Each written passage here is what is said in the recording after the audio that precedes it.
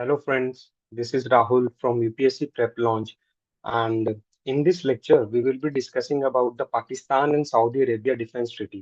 Recently दोनों countries ने एक डिफेंस ट्रीटी साइन किया है जो कि दोनों को आपस में बहुत क्लोज कर देता है, बहुत क्लोज रिलेशन बना देता है। और इस ट्रीटी के इम्पेक्ट्स क्या होंगे इंडिया के ऊपर, मिडल ईस्टर्न कंट्रीज के ऊपर, और हिस्टोरिकली कैसे ये ट्रीटी इवॉल्व हुई है, आज के टाइम में क्या कारण है कि ये ट्रीटी साइन करनी पड़ गई, दोनों कंट्रीज को इतना क्लोज क्यों आ गए। और इंडिया के लिए तो बहुत बड़ा इम्पैक्ट है क्योंकि बहुत बड़ा चेंज लेके आने वाला है पॉलिसी के अंदर, जियो पॉलिटिकल ऑर्डर के अंदर।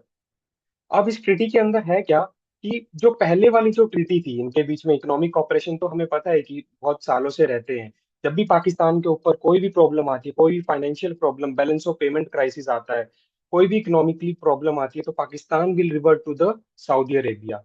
पाकिस्तान हमेशा सऊदी अरेबिया की या फिर दुबई की, इन यूएई कंट्रीज की हेल्प लेता है। और इनफैक्ट यूएसए और पाकिस्तान के रिलेशन तो जब हमने ऑपरेशन सिंदूर में देखा कि वो कोई कहीं किसी से छुपे नहीं है। ठीक है। तो इस ट्रीटी के अंदर ये लोग joint military exercise, joint military training करना, इंटेलिजेंस शेयरिंग करना, आर्म्स प्रोक्योरमेंट करना, स्ट्रेटेजिक कोऑर्डिनेशन करना। अब इसकी वजह से पूरा का पूरा मिडल ईस्ट और साउथ एशिया रीशेप हो जाएगा। जियो पॉलिटिकल ऑर्डर पूरा का पूरा रीशेप हो जाएगा, पूरा पूरा का पूरा इस एरिया का geo political scenario is going to be change, and it's a greater challenge for India. The development requires careful analysis of implication for India's strategic interest in the region. अब इसका फाउंडेशन कैसे आया? ये कोई पहली treaty नहीं है कि पाकिस्तान ने किसी भी कंट्री के साथ पहली कोई ट्रीटी साइन की हो। पाकिस्तान पहले भी ट्रीटी साइन कर चुका है, like a CENTO treaty. CENTO is central treaty organization. Basically Islamic countries ने, जैसे ईरान, तुर्की, पाकिस्तान और एक यूनाइटेड किंगडम भी था उस टाइम में, ये बेसिकली 1955 में बगदाद पैक्ट साइन किया था, जिसके तहत एक तरह से एक्सटेंडेड नाटो था, extended NATO in the form of Islamic countries. तो इसके अंदर भी यूएसए पाकिस्तान को सपोर्ट करता था।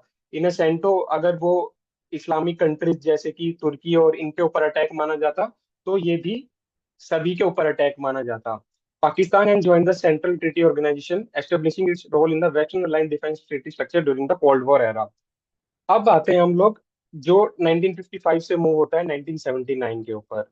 सऊदी ने हमेशा फंडिंग किया है पाकिस्तान के अंदर जो ट्रेनिंग कैंप्स चलते हैं, मुजाहिदीन होना, अलकायदा का नेटवर्क होना, एस्टेब्लिश होना। तो उसके अंदर सऊदी अरेबिया की फंडिंग का बहुत बड़ा रोल रहा है, क्योंकि सऊदी अरेबिया को, जैसे हमने पहले डिस्कस किया, कि सऊदी अरेबिया के जो रिलेशंस है वो ईरान के साथ अच्छे नहीं है। अगर ईरान के साथ उसको रिलेशन अपने चैलेंजिंग करना है तो उसको पाकिस्तान को सपोर्ट करना होगा, क्योंकि पाकिस्तान जो है ईरान का नेबर है।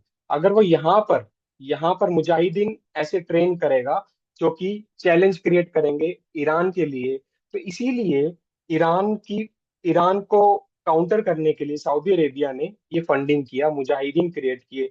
मगर इसका इम्पेक्ट क्या हुआ कि मुजाहिदीन ईरान को इम्पेक्ट करे या ना करे, मगर हमारे कश्मीर के अंदर इम्पेक्ट जरूर किया। अब इसी तरह जो अफगान वॉर था, अफगान वॉर के अंदर सऊदी ने फंडिंग किया, मुजाहिदीन का नेटवर्क अपना एस्टेब्लिश किया, cementing their strategic partnership against the Soviet influence. क्योंकि पाकिस्तान और यूएसए एक क्लोज रिलेशन में थे उस टाइम भी, आज भी है। और जब पाकिस्तान ने न्यूक्लियर बॉम्ब टेस्ट किया 1998 में, तब भी अगर पाकिस्तान के ऊपर सैंक्शंस लगते हैं कहीं से भी, इंटरनेशनल सैंक्शंस लग रहे थे, तब भी पाकिस्तान, सऊदी अरेबिया ने उसकी क्रूशियल सप्लाईज को बंद नहीं किया, बिकॉज ऑयल जो है वो पाकिस्तान को चाहिए ही चाहिए। तो सऊदी अरेबिया और पाकिस्तान के बीच में एक स्ट्रेटेजिक पार्टनरशिप हमेशा रही है। वो बिकॉज ऑफ रिलीजन भी है कि दोनों कंट्रीज इस्लामिक रिलीजन है, तो दोनों अपने एक दूसरे को सपोर्ट भी करते हैं। और जो करंट ट्रीटी है, करंट ट्रीटी के बहुत बड़े इम्प्लीकेशंस होने वाले हैं। करंट ट्रीटी के अंदर बोला यह गया कि इंटेलिजेंस शेयरिंग वो तो बात अलग है, मगर ये बोला गया कि अगर अटैक पाकिस्तान पे होता है तो उसका अटैक सऊदी अरेबिया के ऊपर भी माना जाएगा। अब इस केस के इम्प्लीकेशन क्या आते हैं कि अगर इंडिया और पाकिस्तान के रिलेशन खराब हो जाते हैं, अगर इंडिया पाकिस्तान के ऊपर टेररिज्म अगर काउंटर करने के लिए कोई अटैक करता है, तो क्या होगा? क्यों? तो क्या सऊदी अरेबिया भी हमको डिफेंड करने में उतर जाएगा, पाकिस्तान को डिफेंड करने में, और पाकिस्तान को और मिलिट्री एड और इकोनॉमिक फाइनेंशियल एड प्रोवाइड करने के लिए उतर जाएगा? तो ऐसा नहीं है कि भाई पाकिस्तान को डायरेक्ट सपोर्ट किया जाएगा, बिकॉज हमने सेंटो में देखा है। सेंटो जो ट्रीटी थी, सेंटो के अंदर पाकिस्तान का टाई अप था यूनाइटेड किंगडम के साथ, तुर्की के साथ, मगर पाकिस्तान के वॉर हुए हैं, इंडिया के साथ भी वॉर हुए उस टाइम पे, मगर इन कंट्रीज ने, तुर्की ने पाकिस्तान का सपोर्ट नहीं किया। तो कहने को मायने तो है ट्रीटी के, मगर अभी हम इसके इम्प्लीकेशंस नहीं बता सकते कि फ्यूचर के अंदर जो इवेंट्स फोल्ड आउट होंगे, तभी हम उसके अंदर बता सकते हैं कि क्या क्या चीजें फोल्ड आउट होगी आगे आगे। अब ट्रीटी के प्रोविजंस क्या क्या है? ट्रीटी के प्रोविजंस जैसे बेसिकली हमने डिस्कस किया, मिलिट्री ट्रेनिंग है, ज्वाइंट एक्सरसाइजेज है, Saudi personal training in Pakistan military academy. देखो पाकिस्तान दोस्तों एक मिलिट्री स्टेट माना जाता है। पाकिस्तान में डेमोक्रेसी नाम की है, मगर वहां पर मिलिट्री स्टेट माना जाता है। तो पाकिस्तान, सऊदी अरेबिया की जो पर्सनल है, वहाँ वो जो है पाकिस्तान मिलिट्री के अंदर ट्रेनिंग कैंप के अंदर ट्रेनिंग मिलेगी उनको। स्पेशलाइज काउंटर टेररिज्म, मतलब ज्वाइंट काउंटर टेररिज्म ऑपरेशंस करना, ये सब चीजें हैं उनके अंदर। आर्म्स डेवलप करना और एक्सपोर्ट करना, एक दूसरे को आर्म्स का आदान प्रदान करना, आर्म्स का intelligence sharing. This is one of the major impact in the Indian ocean region, because Indian ocean region में आपको पता है पायरेसी वगैरह का भी इश्यूज रहता है, सिक्योरिटी थ्रेट रहते हैं। तो ये सब छोटे छोटे मोटे इम्प्लीकेशंस हैं, आप लिख सकते हो अपने एग्जाम्स के अंदर।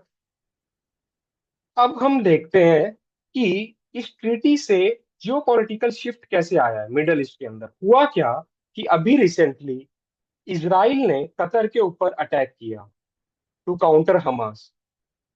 क्योंकि कतर एक मिडल ईस्टर्न कंट्रीज में आता है, तो जो कंट्रीज थे मिडल ईस्टर्न कंट्रीज के, उनको ये लगा कि अगर इसराइल ने कतर के ऊपर अटैक कर दिया, और तब भी यूएसए ने उसको चैलेंज नहीं किया, तब भी यूएसए ने, क्योंकि यूएसए एक स्ट्रेटेजिक पार्टनर रहा है, सऊदी अरेबिया का कह लो, कतर का कह लो, इन लोगों के बहुत क्लोज रहा है।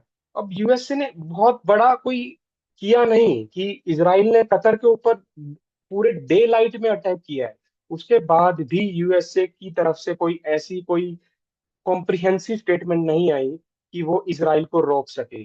अब इससे एक बड़ा चैलेंज क्रिएट हुआ सऊदी अरेबिया के लिए, या फिर जो ये सारे मिडिल ईस्टर्न कंट्रीज है, कि हम हमारी सिक्योरिटी के लिए कहाँ जाएं। अगर उनको सिक्योर करना है तो उनको न्यूक्लियर पावर चाहिए, और न्यूक्लियर पावर कौन है इस समय में? न्यूक्लियर पावर है पाकिस्तान। पाकिस्तान से बड़ी न्यूक्लियर पावर इस एरिया में नहीं है। This is Pakistan. तो पाकिस्तान एक न्यूक्लियर अम्ब्रेला के थ्रू सऊदी अरेबिया का एक डिफेंस क्लोज पार्टनर बन गया है।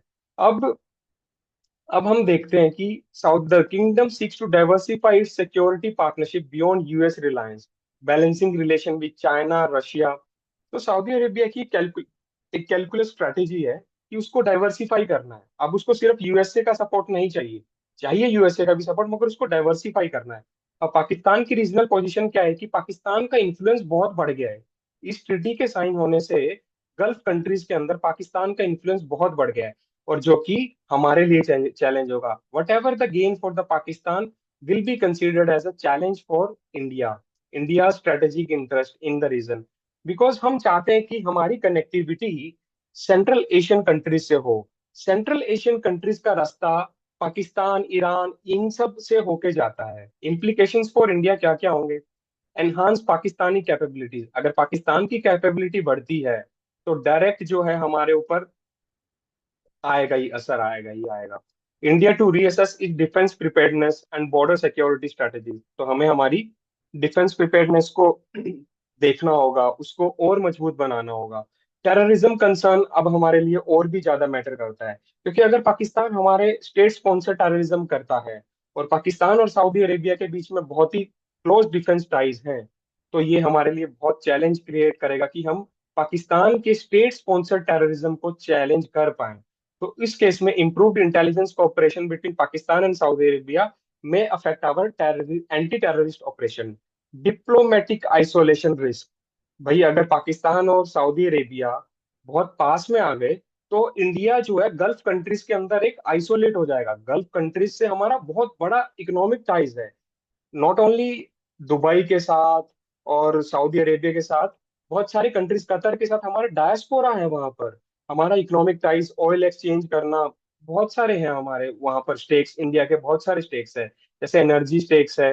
इंडिया बहुत सारा इंपोर्ट करता है ऑयल सऊदी अरेबिया से। अगर वहां पर टेंशन एस्केलेट होते हैं तो पाकिस्तान के ऊपर अब सऊदी अरेबिया डिपेंड करता है कि अगर उसका न्यूक्लियर अम्ब्रेला उसको दिखता है। अब हमारे डायस्पोरा है सऊदी अरेबिया के अंदर, वो भी एक अनएम्प्लॉयमेंट अनसर्टेनिटीज फेस कर रहे हैं, ऑलरेडी वो फेस कर रहे हैं ये चैलेंजेस। तो अगर पाकिस्तान और सऊदी अरेबिया और क्लोज हो गए तो हमारे डायस्पोरा, जो हमारे वर्कर्स जाते हैं वहां पर काम करने के लिए, वो कम होंगे। Regional realignment, risk of diplomatic isolation in Gulf as we have already discuss, potentially limiting India's influence in the regional forum. जैसे ओआईसी कंट्रीज है, ओआईसी कंट्रीज जो है लगभग लगभग 50 से अबव कंट्रीज है। अगर ओआईसी के अंदर पाकिस्तान आता है, सऊदी अरेबिया आते हैं, वो इंडिया को चैलेंज कर सकते हैं कश्मीर के मुद्दे के ऊपर, तो वो घेर सकते हैं। एनर्जी एंड इकोनॉमिक डायमेंशन, इसमें हमने ग्राफ के साथ डिस्कस किया है, बार डायग्राम, कि एनर्जी सिक्योरिटी कैसे कैसे रिलेशन है। इतना बड़ा हमारा जो है एनर्जी सिक्योरिटी जो है सऊदी अरेबिया के ऊपर डिपेंड करता है। डिफेंस ट्रेड, हमारे जो इतने रीजनल इन्फ्लुएंस जो है, Saudi Arabia's export to South Asia and defense investment create economic leverage that extend beyond military cooperation, affecting regional energy prices, supply security for all nations, including India. भाई, अगर पाकिस्तान के support में आके Saudi Arabia ने oil prices को fluctuate कर दिया तो हमारे लिए तो बहुत बड़ा चैलेंज होगा, क्योंकि हम nearly about 80 to 85% oil India import करता है सऊदी अरेबिया जैसे कंट्री से, ईरान से, इराक से, इनसे हमारा बहुत बड़ा इंपोर्ट आता है। तो इंडिया का रिस्पॉन्स कैसा होना चाहिए?